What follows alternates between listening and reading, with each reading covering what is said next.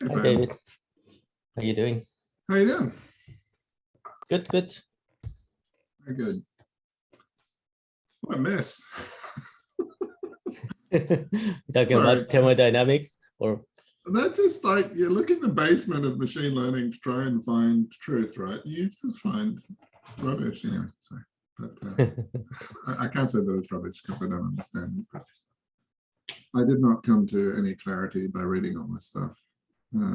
But maybe I missed it. I don't know. So yeah, tell it's me a little- complicated stuff with lots of strange history. Yeah, it's yeah. kind of like reading about how sausages are made, right? So what was your thesis? Sorry, I'm very curious now. My thesis is a very practical thing. I work with a company, Honeywell. So there is this apparatus, terahertz spectrometer, which basically emits a beam at the terahertz frequency, 10 to the 12 hertz. And so it's particles or photons? Photons. Photons. So it's photons, and it's what's special about it is that usually in optics you measure intensity, right? The phases wash out but here you could actually, there's a technique for measuring the phase exactly. So we have both the amplitude and the phase. So it allows you to study materials when you get a terahertz beam to go through them. It changes the phase in complicated ways. It's a sort of a broadband signal. So you look at the frequencies and how each one of them change. And so I developed this model for something Honeywell cared about manufacturing. And yeah, so you're using K-space, X-ray. I did some X-ray crystallography back in the day, and we worked in K-space. It's not a geometrical thing because it's you can assume it's a beam going straight, and you only measure this like it is small cone of angles, so you don't go around like X-ray, try to get all the diffraction angles. Oh, I see. Yeah, so you don't care about the angles, you just care about the frequencies that come out around the same angle. So, and what were you able to reconstruct from the model? Were you able to reconstruct? Basically what we try to do is to so you know how each material, like simple ones, have like a refractive index, right? Like water is whatever 1.3. So in any sort of complicated material, that's a complex refractive index. So we try to find that as a function of frequency. So that's called, there's a whole bunch of books on like effective medium theories. How do you effectively use one parameter to describe whatever sample of something? That something could be anything from like superconductors to whatever packaging material, which we even looked at for Honeywell at some point.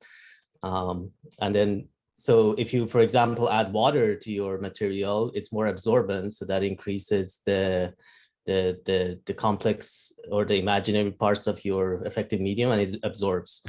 So then you can tell how much water there was by how much signal was absorbed. So that's like one simple effect that you can detect. Okay. All right.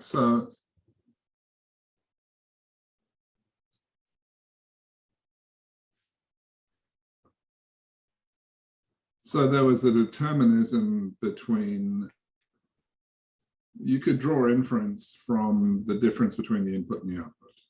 Yeah, you basically define it as a transfer function, right? The amplitude of the output over the amplitude of the input is some complicated function that was my job to figure out what it is, parameterize it, measure it, quantify the errors and all that stuff. And so once you have that for a given material, then all you have to do is just, you know, collect a reference, stick the material, collect another pulse, divide it in the frequency domain and fit it. And then you know, hopefully what your parameter or what your material is made of. So you would have a classifier at the output that would classify the results into some well, it's label not, that we could use to say this is. Yeah, I mean, maybe it's closer to regression. It's not classification. Like we want to know how much of one ingredient so is you in get your a material. parameter value, not just the presence of a parameter or not. I see. Yeah. So it's meant to be, so it could actually be really accurate. Like we could measure like the thickness of paper to like 0.5 microns by just doing this. Wow. Yeah, so there's a lot of tricks and math that goes into it to make it that accurate, which is the kind of thing that people, I guess, in manufacturing care about. Okay, so you weren't worried about the photons themselves or anything. You had an instrument and you were doing good old-fashioned experimental physics to, put some stimulus in here, get some output over here, and then build a model that predicts that if I put this in, I would get that, then you can do the test. And, okay. Yeah. All right. Okay, so you're a pragmatist then. I get it. Cool. Well, it's actually a funny story because I really wanted to go into theory. Actually, what made me want to go into theory was this stuff you're reading about now, like StatMech stuff. Right. As I talked to the professor that I really liked, he was this Chinese guy who gave us all these Chinese sort of stories around physics too, which was entertaining. But anyways, he was he was like an amazing teacher. So I asked him, like, I want to go into theory, should I do it? Well, he told me, well, if you think you're really, really great and much better than everybody else, go into it, work really, really hard with no money for 10 years, and maybe then you'll make it. Other than that, go to experiment. So he completely discouraged me from going into it. So. Okay. All right. Hi, Rose. Welcome. It's good to see you. Hi, good morning. Morning. Yeah, my comment to Payan was, what a mess. God, I read all this stuff like 3 times. Yeah, I don't think it's as well written as all the philosophical stuff we read, because I think if you don't know about this stuff, you won't learn from it it's like a really condensed historical version of things that is just a bunch of words. Like if you don't know it, you don't know it. I mean, I'm reading the book with Boltzmann, and that's very well written. Like, the book is awesome. This is not a very good article, or I'm just not understanding. But yeah, so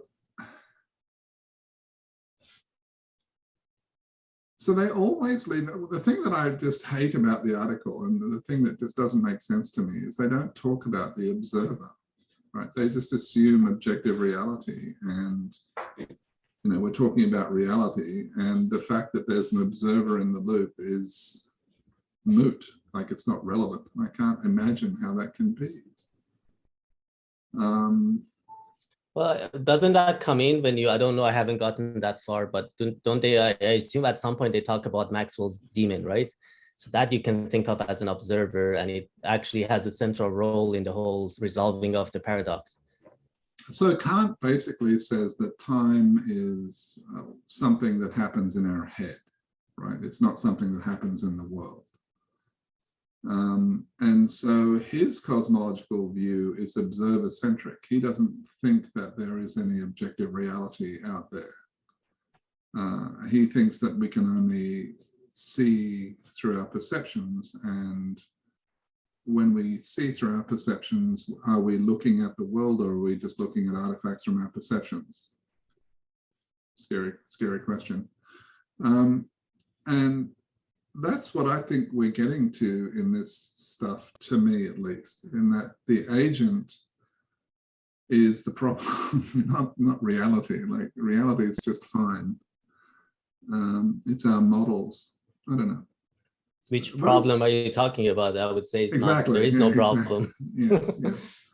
So the problem I'm asking about is, okay, if I have a coin and I toss the coin and it comes up heads as opposed to tails, I won't be disappointed because I have an expectation that it's just as likely to be heads as it is tails, right? So there's no regret, or there's no, oh, I was, unlucky. There's no sensation, there's no feeling of badness if the result comes out in a certain way.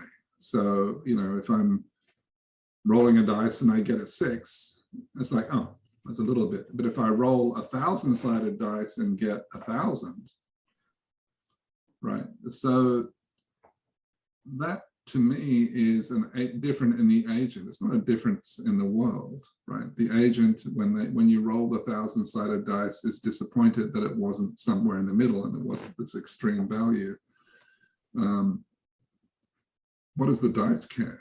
Like, it's just as likely to be 100 or 1,000 or whatever it is. This is Boltzmann's argument, right? Which is just a box of noise. And then the Poincaré theorem says that that box of noise will go through every possible state, or go through a large number of states again and again and again. That doesn't tell us anything about the direction of time. Anyway, I just find this a very messy, poorly articulated area, that's all. I think the articulation was what I have quibble with, not not the thinking. I'm sure the thinking is very good, but Well, I think part of the problem is I don't think we know the answer to the question of what is the direction of time coming from. There's a bunch of different ways of people try to justify it, but I don't think we know the answer. So it's all speculation. Like, so I think there's the cosmological one they get into, right? You assume that we started with a very sort of low entropy state in the universe, and then it's going towards high. There's even ways to do it the other way around, and then there's these many world interpretations of the quantum mechanics that gets really messy.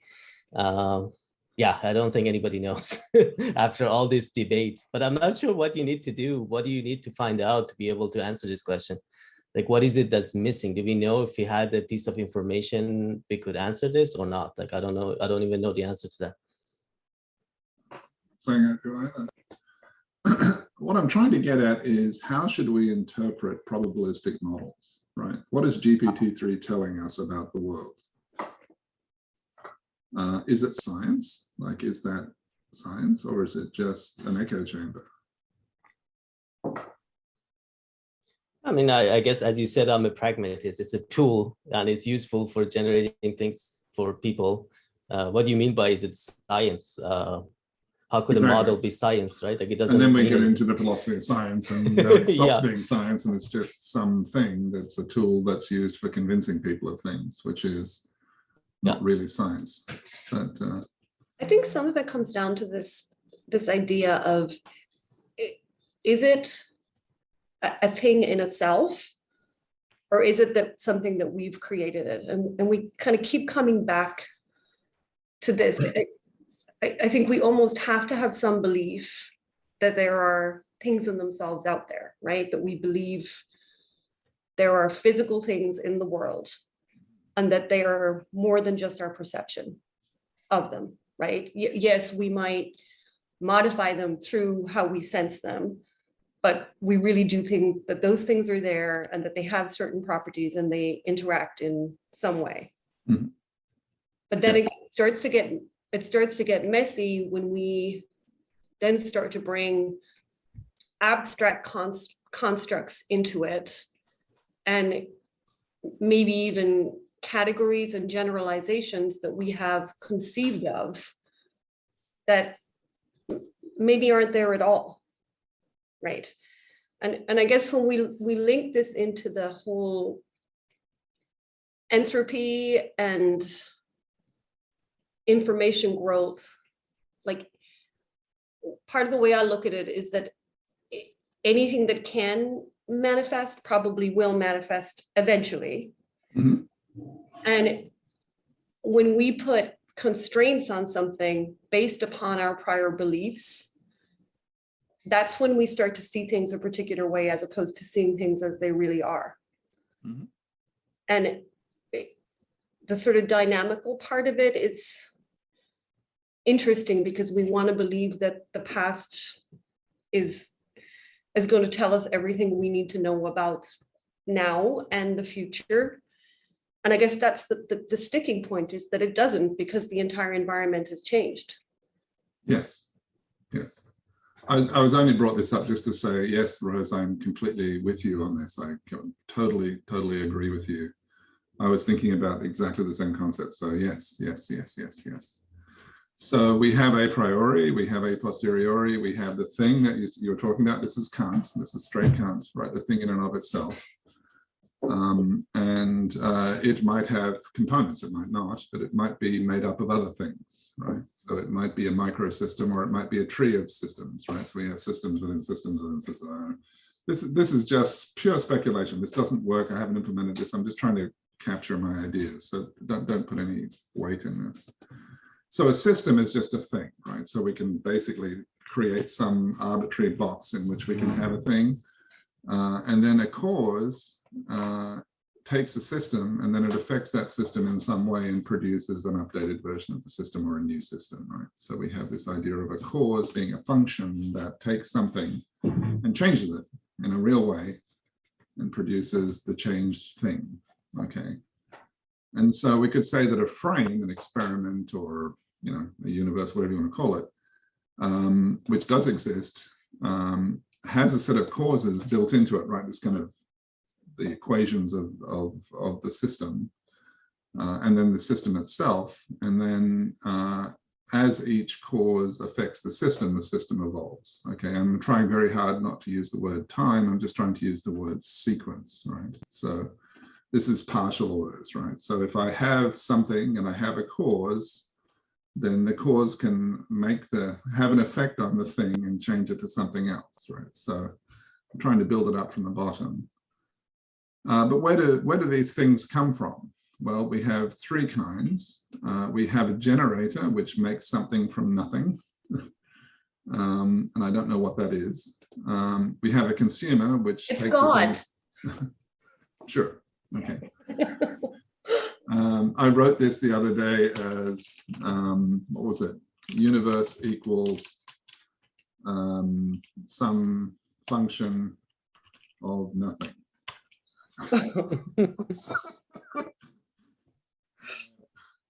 So yeah, so a generator generates things and a consumer consumes things. I guess we'd have a transformer, which would be a cause. So a cause takes a thing and turns it into something else, right? So we have a transformer. And then we have this very, very special thing called a replicator. And I think replicators are really interesting because they're essentially, they have some causes that allow them to, given some system and a thing within that system, they can make another thing that's the same as this thing or very similar to it. So that piece is really key though. The same as this thing or very similar to it. Right. The similar to it, like I think time comes into that too, because is it the same thing? Okay. Right? Is anything like all of these things that you have described, are they, can we say A is equal to B? No, they're not the same. My twin is not me, right? Because they exist in a different spatio-temporal frame, right? So yeah, nearly replicate. That's better. Thank you. And then we get into a representable replicator, which is a kind of replicator that can be represented as a material object, right? So yeah, so right. So you can have serialized, whatever you want to call it, persist or whatever. I don't know what the word is, but so what I'm trying to get at is that there's this concept in category theory called a representable. All right, and a representable is something where you take a function, something that actually does something in the real world, and you just turn it into a bunch of data. Right? You can represent it as data and then reconstitute it. But the problem is with the reconstitution, you can't, like I'm trying to avoid God, where I just make something from nothing. Okay, so let's not make something from nothing, let's make it from something else, which is this nearly replicate idea. This is Dawkins' replicators and vehicles, right? So this is what I'm trying to get at is, and I was trying to build up to. Can we go back to represent for a second? Is represent decomposable? Well, a thing is decomposable, so yes. Okay. So to represent something, do you build it from the ground up? Okay, so unfortunately you have to do it as a replicator. So the only way that you can turn a represent, like if you take a replicator and then create a representation of it. Okay, then we need to reconstitute it. You are correct. Sorry, yes. So there's something else called a. Okay, so a representable, yes, it needs to go the other way. So given some, yeah. Okay, so replicate. You are correct. Thank you. Yes. Reconstitute.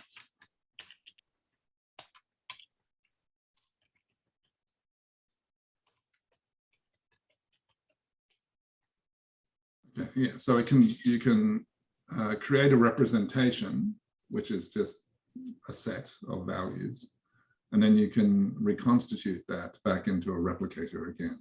But would you reconstitute it back into a replicator or into a vehicle? I think you'd reconstitute it back into a vehicle.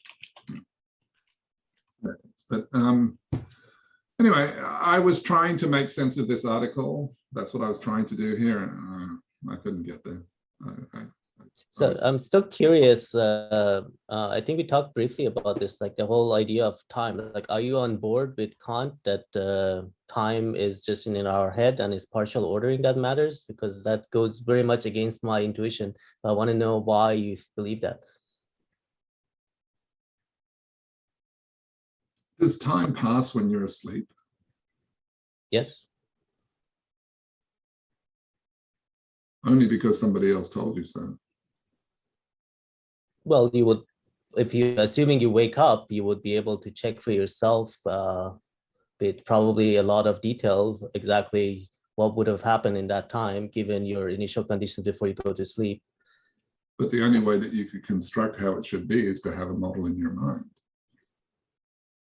Yeah, but you could say the same thing about partial order. If you have no memory, partial order doesn't exist either.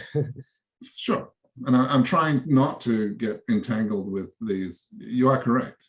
I don't know at the end. I mean, okay, my honest, straightforward answer is I have no idea. Because I mean, I guess my default is that time exists because we have such a strong intuition that it does. Maybe it doesn't, but if you're going to go with that it doesn't, you must have a good reason for going against your intuition, right?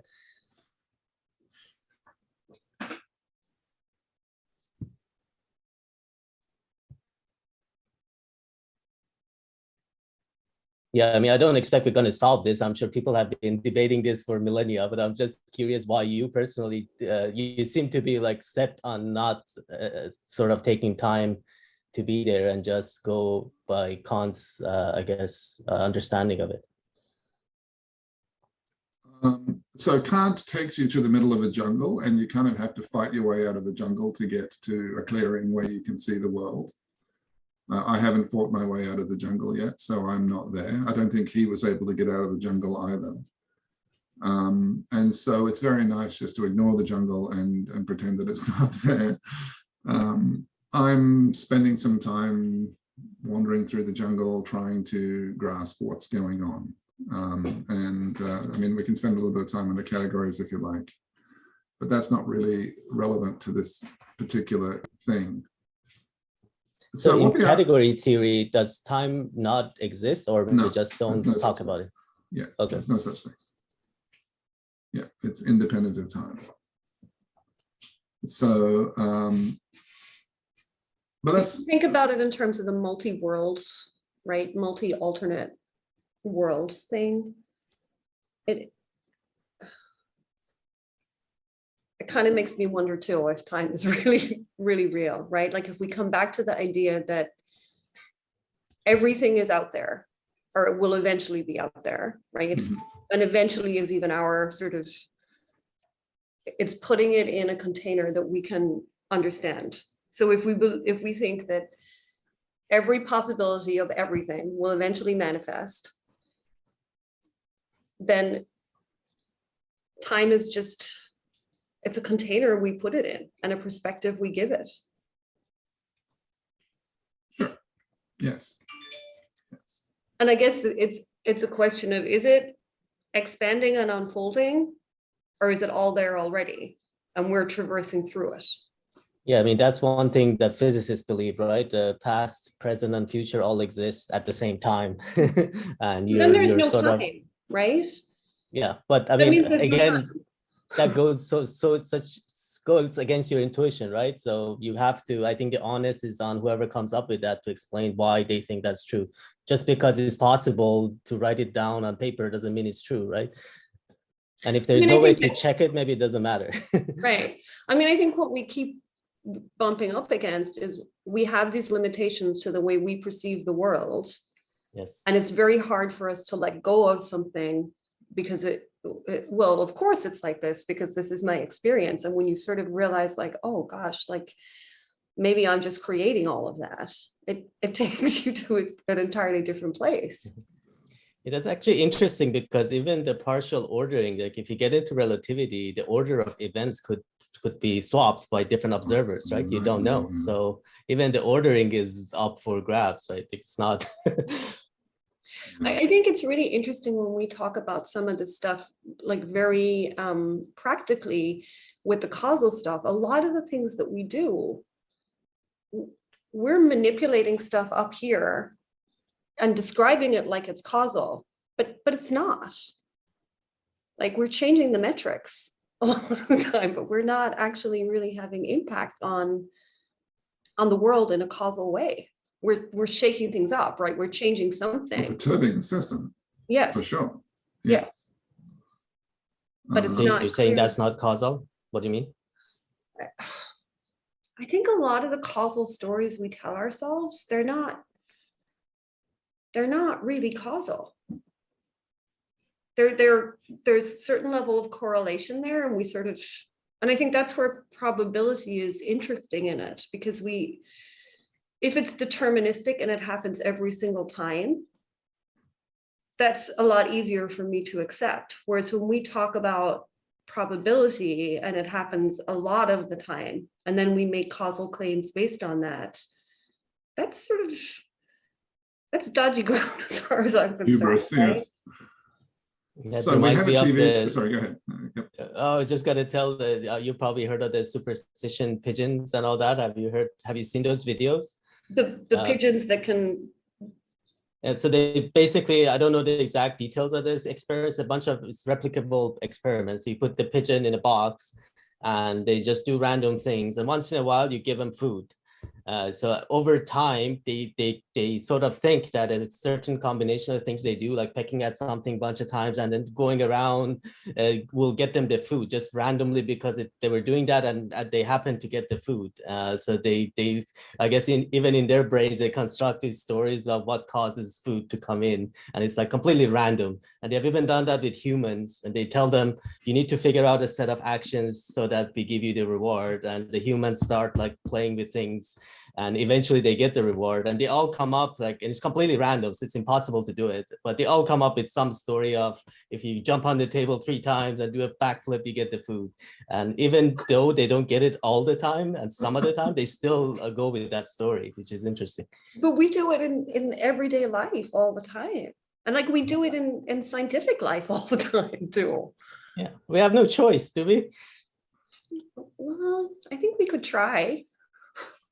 And then you'd have to put yourself back in Kant's jungle and try and fight your way to the edge. Well, I mean, I think when you see incongruence, right, you either walk towards that and accept it, or you try and make it go away because it shakes your beliefs, right? Like it comes down to, what are you trying to do? Are you really trying to understand, or are you trying to tell yourself that you have it right? And I think we try and tell ourselves we have it right because it's scary. Like a lot of this stuff is really scary. It's like, if everything I believe goes away, right? Let's say there is no time, and like that sort of stuff is really scary to think about. I agree. This is how I've been thinking, and I very good insights. I was going to use a TV metaphor where from, I think it's The Exorcist, where the little kid's staring at the TV, looking at the noise, and he's seeing stuff in the noise that we can't see. Are they there or not? Matrix. I have a friend who is in late stage, very, very smart man, by the way, but he's in late stage Parkinson's. And he sees people everywhere. Like he sees them behind me. I'm on a video call with him and he said, look around behind you, there's someone there. And I look around, I don't see them. Are they real? Now it's getting literally scary. No, it does. Are they real? Scary. It gets really scary. My mother tells the story about this woman that she knew who was dying, and she went to visit her at the hospital, and she was talking to her, and she kept saying to her, like, do you see them over there? Do you see them? And my mother's like, what are you talking about? And she's like, there's rats over there. There are rats under the chair over there. And my mother was like, I don't see them. But I feel like at various points in my life, like I'll see rats, and then when I, like, if I'm not scared, I'll see birds, right? That it's just like, oh, is that a rat or is that a bird, right? Like, okay, so everything that we see is real, but what he's seeing is not real, right? So yes, exactly. This comes back to the narrative stuff of right? Like if we all agree and we all say this is the way it is, then that's okay, because we're all in this tribe together. Whereas as soon as somebody says, oh, I don't see it that way, then they're crazy. We have to exclude them from the tribe because they're going to destabilize everything. Yes. Yes. It This gets reminds into me of evolution. the, Yeah. have you guys seen the Netflix show Stranger Things?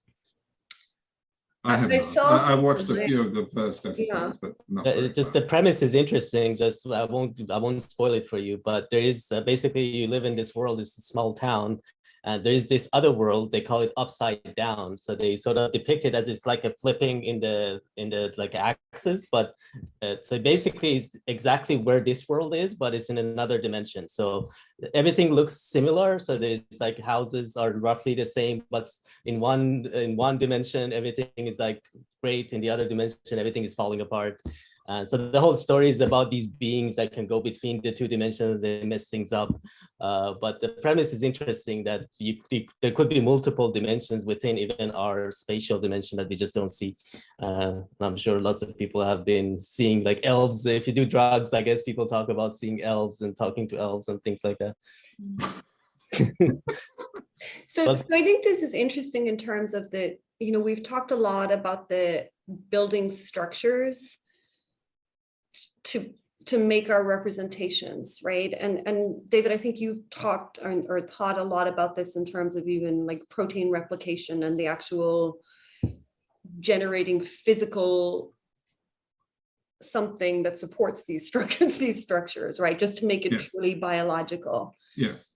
And so how do some of these, I think we sort of think in terms of, well, some of the structures are innate, right? We have structures for thinking that we are born with. And then some of them we develop over time through experience and through education to some degree, right? Either formal or otherwise. We develop these models of how we think about the world. And we've talked a lot about, well, there are some pieces of our cognitive, the whole system 1, system 2, where we're relying on stuff and we don't cognitively think through, we just make decisions about it. But that's structure driven as much as system 2, where we make formal representations and try to think through it. Mm-hmm. But it seems like a point in time comes when we become familiar enough with something that we then push it into the unconscious processing. Mm-hmm. Yeah. And the more mastery you have over something, or the more experience you have over something, the more likely it's to be in the system 1. Right. The wonderful book, The Enigma of Reason, shows a progression. So it is a smooth progression from system 2 to system 1, which I don't have an argument with. Yeah, so we start off with novel experience, and then we gain familiarity with that. And then after we gain familiarity, then associative memory kicks in. And if associative memory is good enough, then we just defer the whole thing to associative memory. Mm-hmm. I wonder if there are, I'm reading this book, Atomic Habits, you probably have heard of it. I wonder if there are links to that, because the same with habits, right? Like when you try to do something first, it's effortful, but your brain, just to save energy and be more efficient, at some point just encodes it into this automatic sequence of actions that'll be done once the cue is there, right? And then you don't think about it. Mm-hmm. Mm-hmm. Yeah, I'll share one more little tidbit I've been working on with you, just to see if it kind of resonates. I'm very curious. So I drew this picture a few days ago, so let me explain it. So this is my new model of agency, and it's based on cell biology. So in cell biology, there's something called a transcription network, and the idea is that when a stimulus arrives at the surface of the cell, it gets transformed into what's called a transcription factor, which we could refer to as a kind of a molecular symbol, like a flag. That flag then gets passed into the nucleus, and it moderates or mediates the production of proteins which are being transcribed from the DNA itself. So you have a replicator. In fact, it is a representable replicator, which is the physical structure of the DNA. you have a molecule moving along the DNA, reading the reconstituting the representable replicator, producing a protein. So it's reading the information, whatever the hell that is, out of the DNA and producing proteins. And then these proteins go on to produce us. Okay. So this is kind of my abstract variant of that. So we have the environment. We have in the center of it, we have, I'm just simply saying a set of causes or a set of functions, if you will, right? So given a symbol, I will do this. Okay. 1 second, I'll be right back. Yeah, that's fine. I'll wait for Rose. But have you looked at transcription factors or cell biology or assistance biology? No, not very much. No, I don't know much. Okay. Yeah, very interesting. It's kind of like a biological computer. Very interesting. So I'll just go through this here. So my terrible model is this: is that we have a bunch of functions in the middle, which I'll call causes, which are a priori, right? You can write all those beforehand and shove them in that little thing, and then, you know, if I receive a little black triangle flag, then I'll call function f, and it will move me to the left, let's say. All right. So we have this a priori core, right, which is given a symbol, I will do this, or given some, you know, some preponderance of symbols, I will do this. And then we have these things at the edges here, which I call perceptors, and they take signals from the environment and they turn it into symbols, right? So they transform a huge kind of totality of different kinds of symbols into a plurality of symbols. So, you know, I have 7 symbols or I have 10,000 symbols, but I don't have an infinite number of symbols, and I don't have an infinite, this is a finite bounded system. And so each symbol has to correlate to some cause, right? So if I receive an ultraviolet photon and I produce a symbol and that doesn't do anything, I'm not benefited by putting all of the investment into the structure that can detect that, because I don't use the symbol that it generates. So that would be evolved out of the system. So you would end up having a cell or an agent which only has perceptions that generate symbols that actually do something, that actually mean something. So meaning simply means a symbol that, when perceived, will provoke a response. Anyway, so the idea is that this kind of middle donut band here, I call symbol soup.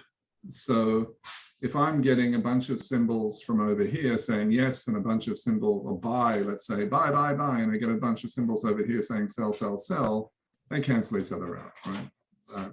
Because they're roughly equal, there's no, it doesn't trigger a function, so nothing happens, right? I think you've seen the video where they put a dog in the middle and the 2 owners run away exactly at the same speed, and the dog doesn't move because it doesn't know which way to go, right? So that's what I'm trying to get at, is that there's no clear dominance in the soup. But if a certain dominance arises, if I'm getting more buys than sells, or if I'm getting more hots than colds, then at some threshold, the causal system will take over and perform an action. And so I'm trying to build an agency model based on this. Just curious what your thoughts are. Does that make any sense to you, or not really? Yep. Again, curious, going back to time again. So are you ignoring time again? So the signals, it doesn't matter, or even are you ignoring partial order? Let's go there. Like the partial order to me is a cause and effect relationship, right? So if I move into a part of parameter space where a cause is triggered, then it will automatically teleport me to another part of parameter space without my choice, and there may be no path back. So if a signal for, let's say, buy comes in, and like immediately after, or 10 minutes after, or 10 hours later, a signal for sell comes in, it doesn't matter how much time elapsed, you just execute in order. No, the signals do degrade. So time to me is kind of like digestion. The symbols break down over time, right? So as the symbols enter into the soup, they don't stay there forever, they decay, right? So this is entropy again, right? So this leads us right back to the beginning again. I get stuck in this. Anyway, these are very incomplete ideas. I'm not defending them. I'm just curious what they provoke. There is a guy who actually had formalized the version of, I think I've seen that diagram before. I can't remember what's his name. The guy who does, so he puts it in the information theoretic perspective, but he talks about cells. I think Robert mentioned him in Carl Friskin. Let me find his, I think he has something very similar. Cool. Let me find him. Or Yeah. Friston. So, Yeah, Carl Friston, sorry. Yes. Let me, so this is his Wikipedia page.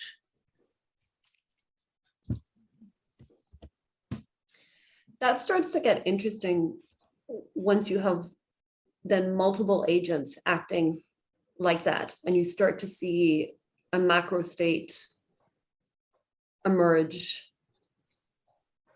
from all the actions of the micro states. yeah. So this is what I was trying. No, yeah, once again, this is entirely speculative. But yeah, this is what I was trying to get at down here. And so a microsystem is just a system, and a system is just a collection of things, right? And so a macro system is just a collection of microsystems, but it's a system as well. And a relation, this is interesting, is a posteriori, right? So this is something that emerges from experience, right? This is what Kant calls a synthetic relation. Not a priori synthetic relation or a transcendental relation, but just a regular old relation. And I see relations in the functional programming motif now as functions. So given some microsystem, I can affect change on that microsystem. And since, so this will take a microsystem and move it to a new state. And then I was playing with the idea of patterns as relationships and trying to get to do our patterns that we see in the macro state essentially byproducts of microstate causes. I don't know. It's interesting thinking about it in the functional programming perspective too, and like side effects. Yes. Yes. Because in functional programming, you basically don't have them, right? You do, and that's what the Oneida, not the Oneida lemma, sorry, the cluster category. So the cluster category says that we have a pair.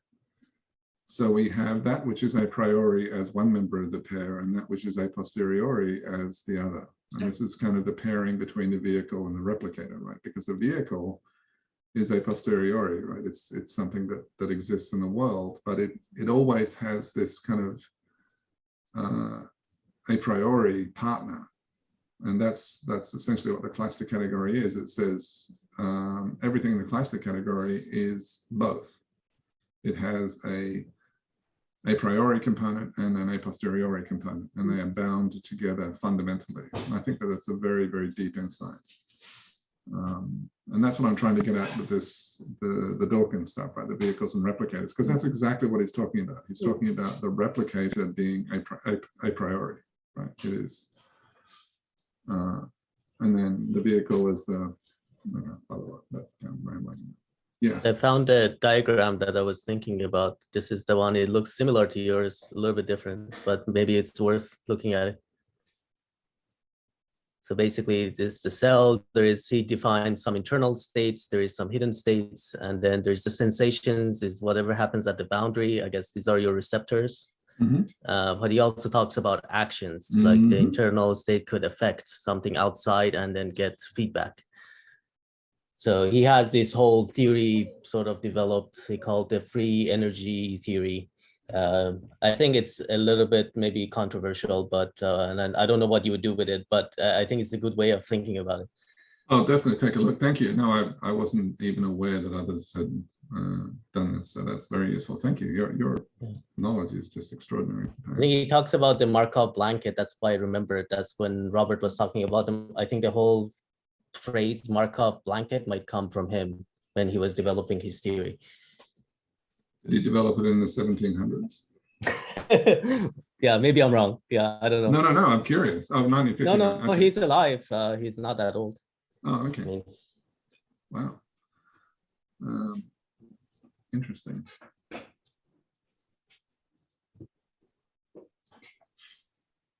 another thread I came across that I think, Rose, you might be particularly interested in. So as you know, I don't know if I mentioned it, I am now at University of Amy, Alberta Machine Intelligence Institute. I'm trying to find collaborators to do research. So one thread of research that I wasn't aware of is related to hierarchical reinforcement learning. So the idea is, so if you want to train an agent to do anything, let's say to move a robotic arm, you can of course have a choice of starting with sensory motor signals, like try to control every motor and every torque of everything and try to coordinate it all together. But of course it's infeasible. That's not how humans do it. You would want to develop these representations or medium sort of size actions that contain a whole bunch of those motors. So the whole idea of hierarchical models is how would you automatically discover those intermediates, what they call options, that you don't need to keep track of all the motor states, but you can just have an option of, I don't know, move the arm to the right. Like that's an action that, of course, you can specify it and figure it out. But the question is, can you go from the motor signals and discover those useful actions that will help you do stuff?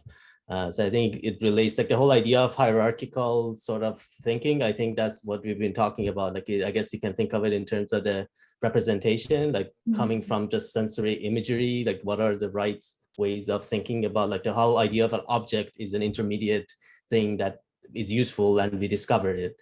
So the question is, can we automatically discover more of these things that are useful or not? And there's like a whole bunch of research people doing it. I mean, I'm looking at it from a reinforcement learning perspective, but I think it could go in any direction.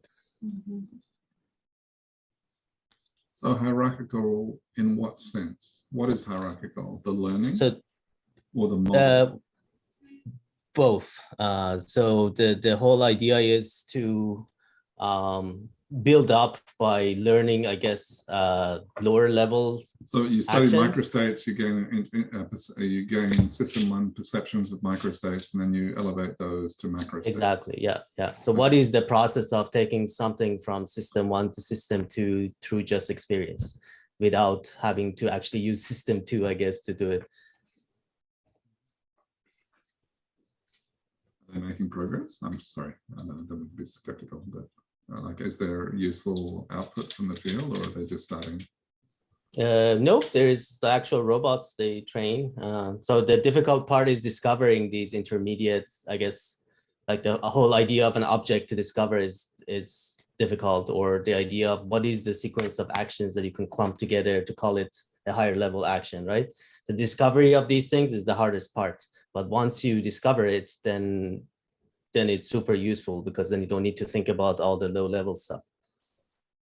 So they do that in robotics all the time. And is this Peter Abeel and the other guy from Berkeley?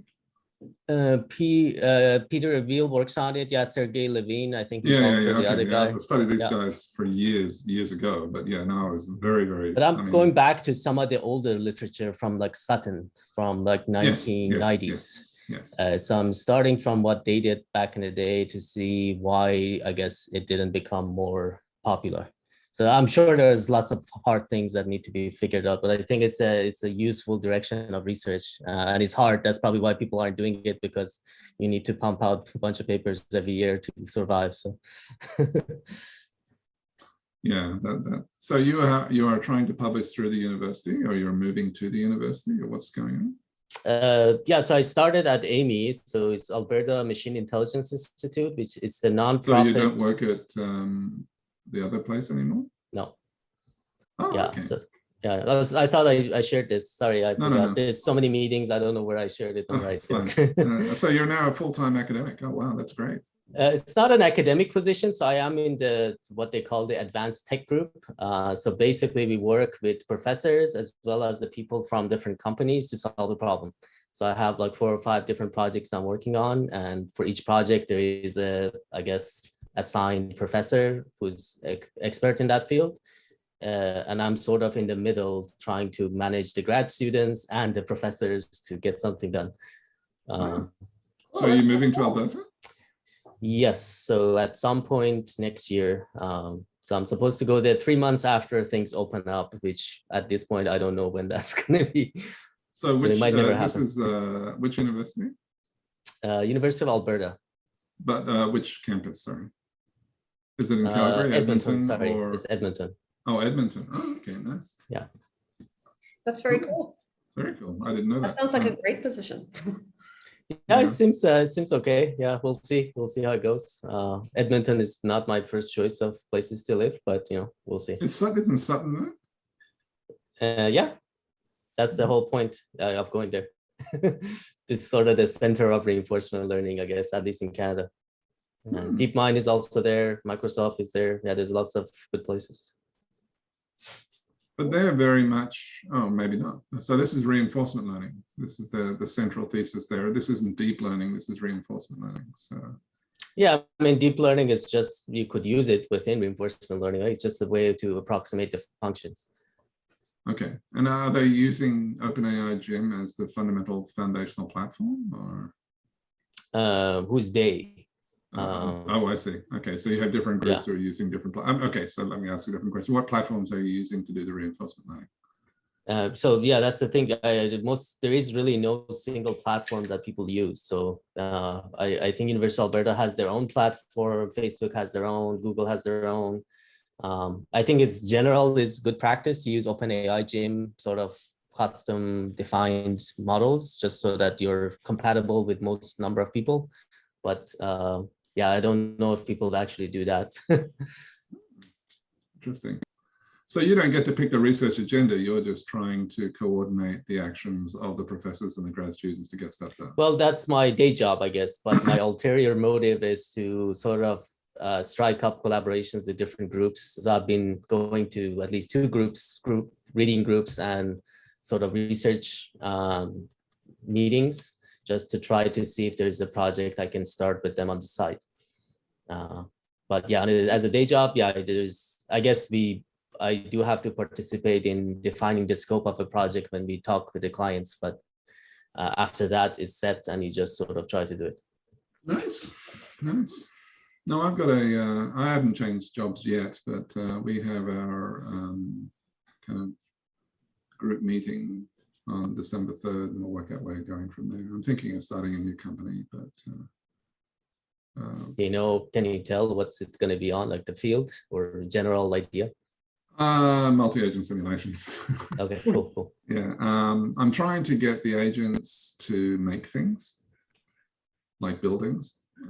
So the construction industry. So my business partners have deep roots in the construction industry. So we're looking at using multi-agent simulations to have the agents construct objects. So you need to have a causal hierarchy whereby these actions cause these actions, and then like the presence of a wall allows you to, the presence of studs arranged in a certain way is a precursor to putting the drywall on, blah, blah, blah. So can I create multi-agent simulations that can simulate large construction projects? Basically, that's cool. Well, that's really interesting. There is this platform. I'm also interested in multi-agent systems, but there's this platform called Cogmint. I don't know if you have heard of it. Nope. Let me find it.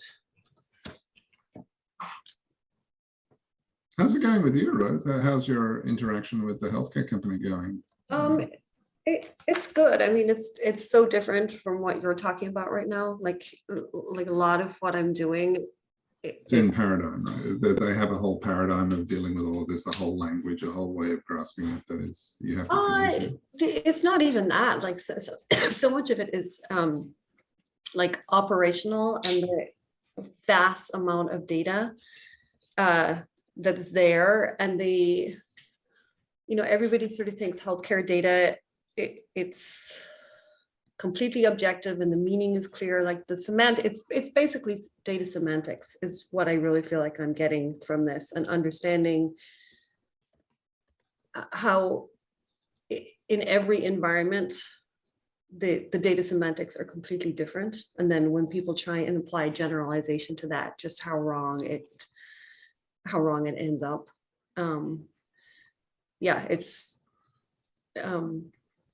it's hard to explain because compared to what you guys are doing, I mean, this is just like vast, tons and tons and tons of health data that's coming and trying to make decisions on it.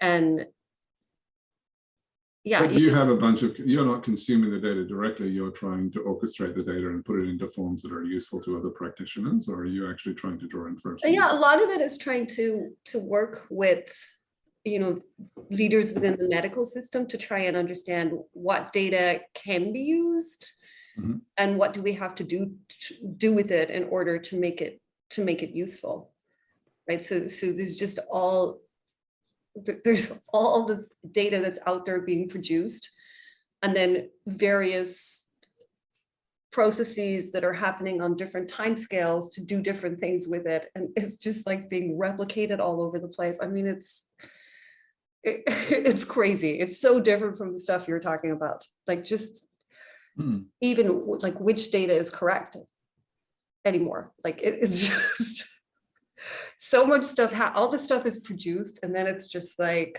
replicated and transformed in various ways and stored in different places and so it's aggregated on different time frames. Right. Yeah, it's okay. At least you have access to it, right? I mean, most people don't even have access. Yes, I mean, it is great. And like, you know, I had done work with small healthcare organizations where, you know, you're dealing with, you know, 300 patients with a particular complex presentation. And this is like just huge compared to that, right? And seeing these like highly complex cases where, you know, like these patients, like a lot of them are taking like 30, 40 medications is not unusual, right? Like it's just like, how does this happen? And how do we think, like you look at the diagnosis list and it's like there's something wrong with the way we're approaching I it. have firsthand experience with this, right? I mean, the doctors, they just have a very greedy approach, right? You go with a condition, they don't know how to solve it. Nobody knows. They give you something to manage the symptom. That's what they do. And then the next thing comes up, they don't even care if it's related to the first one. Now you have a headache, take an aspirin. Then the next thing comes on, and they keep prescribing you things that help you with your symptoms without actually understanding how these things interact with each other. Are they correlated? Like, I guess they just don't know. And sort of putting like thinking about that, like we all think that medicine is practiced causally. Like I really don't think it is, right? There's a lot of the, well, here are my lucky socks. Like let's put these on today. These seem to do something in this situation. Yeah. The other thing that's, I think it's really interesting that I don't know people if they're paying attention. Like, I guess, I think it's a bias in human mind. I read some cognitive science people talking about it, to try to add things to solve a problem, not subtract things. We have a strong bias. So sometimes like getting rid of a medication actually helps you more than increasing the dose. And we always add more. We never want to subtract. Right. I think we've built a culture too, where like people feel like they're being, something is being like they're being withheld something that's going to change their lives completely if they don't get a prescription in a particular situation. And honestly, based on my experience watching people go through it when I was in private practice, it's like less is more, less is more, less is more. Like every time you add something in, right, if you believe it's going to change the system, then it's going to have side effects too that you need to consider. And so you just see these people get sicker and sicker and sicker, and the diagnosis list grows and the number of medications grow and quality of life just degrades, right? It's, I just look at it and I'm like, how does anybody objectively think this is a good situation, right? Like we talk about how many advances we've made, but it's like a larger and larger chunk of the population is becoming more and more chronically ill. This is good business, right? That's part of the problem. It's so sad. Like, and then watching like how the pharmaceutical companies work with, you know, there are all these patient advocacy groups that they're out there trying to help themselves and help each other. And then the pharmaceuticals come in and use them as influencers to basically drive the medical profession to prescribe this, it's going to help me. It's like doctors are in a terrible situation then when they're being presented, objective data that the pharmaceutical company has come up with. It's, yeah.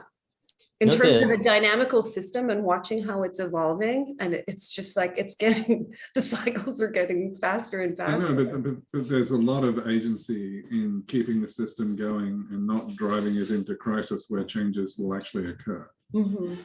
I mean, so many people have tried, right? Like if you Amazon got involved and Berkshire Hathaway, they all left after 2 years. It's like, yeah, I can't fix this. Yeah, because the system is stable, right? It self-corrects, and perturbations are nullified, so you can't move it. It just, let's move it to the left. Okay, you moved it to the left. Okay, let go. Whoop, then we're back here again. God. So, yeah, it's interesting in terms of the narrative stuff, right? Like telling people this is helping them and that this is going to help them, but the evidence actually isn't there to show that it is helpful in the long run. Right. And if you look at the trajectory that most of these patients follow, it's like, I don't understand it. I just don't understand how we keep moving forward with this. And I actually, go ahead. Sorry to interrupt. I was just going to say there's also lots of just as an outsider, correct me if this is wrong, but there's lots of conflicts of interest that are so apparent and nobody can do anything about. Like if you go to a doctor, like they might give their daughter or son a completely different prescription that they would give you because they don't want to be sued by you, even though they know this is the right thing to do. That's like the guidelines they were given. If they deviate and you die, then somebody could sue them, and they just don't do it. So that's just already like, I can't trust my doctor. I have to Google and make my own decision because I don't trust that the doctor has my best interests in mind. If they have their own best interests in mind first. You see, I wouldn't even describe it like that. Like, because I think most doctors get into the practice of medicine because they want to do good, right? But sure, this is where standardization is a problem in my mind, and like standard of care, it sort of takes least common denominator, and then the doctor is in a terrible situation of where if standard of care does not align with their experience, if they don't follow standard of care, right, they will be sued, they'll lose their jobs.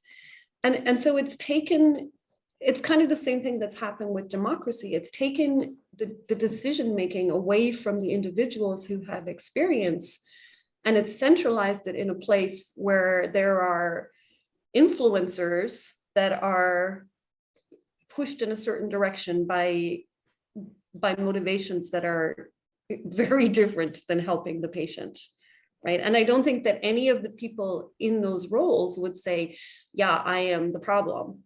But anybody who's taking money for pharmaceutical companies for speaking engagements or anything else, like, that's just wrong. Like, there's no other way to look at it, right? You're either there to help the patients or you're there to try and make money. And I don't know how you solve that.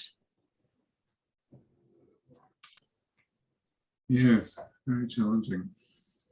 No, I have lots of anecdotal stories in my healthcare myself, but I won't. But yes, no, very much along those lines.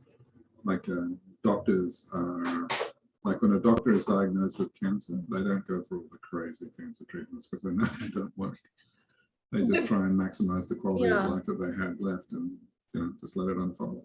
One of the pieces of my portfolio right now is working with like care planning with people and trying to get in front of chronically ill patients well in advance of where big decisions have to be made, and just talking to them about what they want for themselves. Like if you look at the way most people die, it used to be that you would accept, right, when you're 80 whatever, right, you die. That's what happens. That's what happens. Whereas now people spend the last however many years of their lives like undergoing these extreme treatments that it's really questionable how beneficial they are to anybody. And instead of people being home spending time with their families, they're like racing around to doctor's appointments, and they're told that they need this. It's like, you don't need this at this point in your life. Yeah. It reminds me of who was that? Which I can't remember which Rockefeller. He had like 3 heart transplants before he died. Like he just couldn't die. I guess he was too rich to die. It's just I don't even know how you would get 3 heart transplants. I thought they would reject you after like the first 2, maybe. Yeah, I would imagine that if the normal standards and ethics were being applied, you would not be able to get three heart transplants. But I mean, then it becomes about like, this is kind of comes back to like, how do you measure value in life, right? And if you measure your value in terms of longevity, I want to live as long as possible, right? I don't want to live as long as possible if it means staying in a hospital for however many years of my life, right? Like, I'd much prefer to live well for a certain amount of time, right? And okay, now it's time to die. So yeah, I mean, an interesting example is my father-in-law, who's a sweet old guy, I guess, but he has dementia, but his body is actually quite healthy, right? So he doesn't have a mind, like he can't remember where he is. And if you ask him what's going on, he'll invent something like the pigeons. He'll invent some incredibly elaborate situation as to how he, oh, we're on a cruise ship and we're, blah, blah, blah, blah, right? He'll generate explanations spontaneously, but he's happy. Does he seem happy? Yeah, like his system 1 is working. Like he wakes up in the morning and goes for a walk, and like he's in a facility that's taking very good care of him. He eats good food. What do you want? I mean, again, it's like who's to say his reality is any less valid than ours, right? Just could argue shorter memory is like helps your happiness, right? yeah. I mean, I think you see some people sometimes where they're sort of on the edge, and they know, right, that they know that they're not behaving the way they would be scary. Yeah, and I think that's really hard. But then you see people who are completely happy, and it's like, great, there's no problem there as far as I'm concerned. Well, you've got to pay for somebody to feed him and look after him, which is not free. But other than that, yes, it's a reasonable, like it's a dignified existence, even though he isn't, he's 89 or something. So he's an older gentleman, but what do you want? Yeah, so. All right, folks, I had the onerous task of trying to come up with something for next week. This has been an interesting thread. Do we want to keep going down this thread? Payan, you presented that very interesting paper by Jan LeCun. Should we take a run at that one for next time? Would that be of interest to you, Rose, or not? Yeah. It's up to you. I guess we gotta make sure Rob also likes. I don't know. I don't want him to stop coming because we're talking about things he doesn't care about. So Rob, Neil or Rob? Rob Neil, yeah. I spoke. Rob's a very good friend of mine. I speak to him all the time. He couldn't make it today. Sorry. No. I'm actively working on an economic simulator with him based on all the stuff I was sharing with you today. We hope to publish something on it. So he's fine. Rob's completely fine. He'll be here.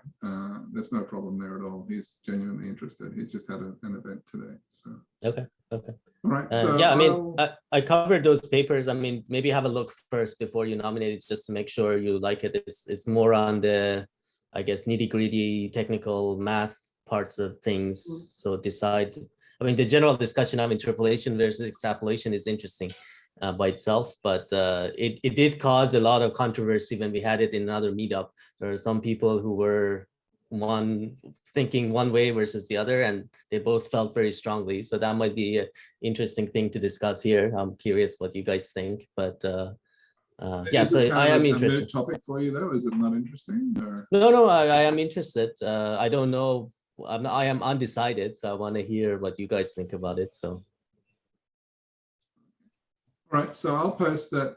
I mean, I'll read it first, and then if I think it's good, we'll go with that. Otherwise, cool. Yeah, I'm really finding Kant's categories very interesting. Let me just spend 2 minutes on that with you now. Maybe that'll be a topic for a future. And we had talked about Kuhn too, right? Like wasn't that? Okay, sure. Yeah, no, we should definitely talk about I really Kuhn. like the idea of doing that as well. It doesn't have to be next week, but I would like to. Okay, great. This is why I'm trying to. Yeah, trying to fish for things to talk about. Okay, great. All right. So if it's not the LeCun paper, which is kind of contemporary, then I think that have you read the book, Rose? No. It's a reasonably well done audio book. I don't know if you do. I don't know how you read. Yeah, it, but, I do audio. Yeah. So it's quite a well done audio book.